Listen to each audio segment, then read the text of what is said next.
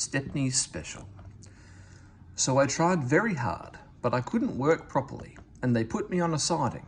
I stayed there for days and days. Other engines were there too. I was afraid. I'd have been frightened too, said Edward. But then some workmen came. They mended me and even gave me a coat of paint. I couldn't understand it till my driver came. He was very pleased. Stepney, you lucky old engine, he said, you've been saved. The Bluebell Railway has bought you. What a lovely surprise, smiled Edward. Have they saved other engines besides you? He asked. Oh yes, answered Stepney. You'd like our Bluebell and Primrose. They're twins, he chuckled, and as like as two peas. They only had numbers at first. Bluebell is 323 and Primrose is 27. They were very pleased when our controller gave them names. Some say he was wrong to do it. It certainly made them cocky, but they do work hard, and I think our controller was right. All engines ought to have names.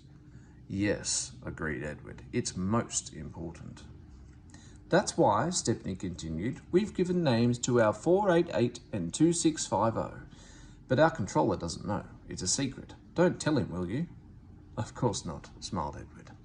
They are both very pleased about it, because now they feel part of the family. We call 488 Adams, after his designer, you know. He's a lovely engine, a southwestern from Devon.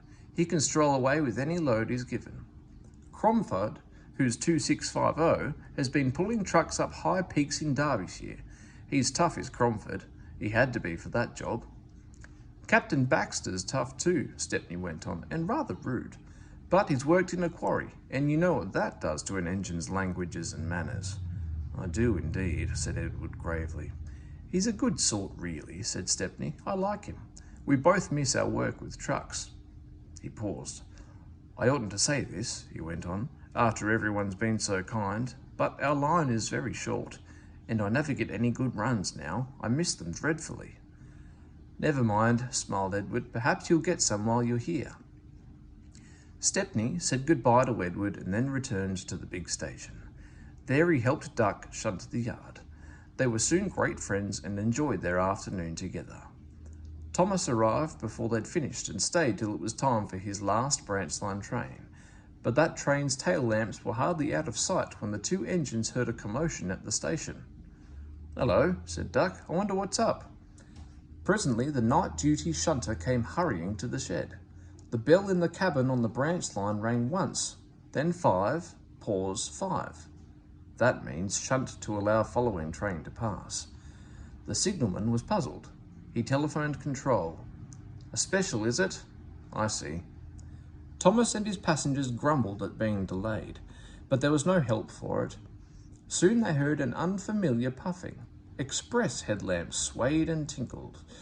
Then Stepney, pulling one coach, loomed in the station lights. He slowed to exchange tablets, whistled a greeting, then gathered speed into the night. Well, bust my boiler, said Thomas the tank engine. Shunted, fumed Thomas next morning. On my own branch, too. It's a disgrace. I'm sorry, said Stepney. I was a special, he explained. Why? An important passenger came after you'd gone. He said he must get home and ordered a special. Duck kindly let me take it. We had a splendid run. No record breaking, of course, but... Ah, well, said Thomas modestly, perhaps when you know the road as I do. Exactly, put in Stepney. You're such an expert. Thomas, flattered, forgot he was cross, and told Stepney all about his branch line.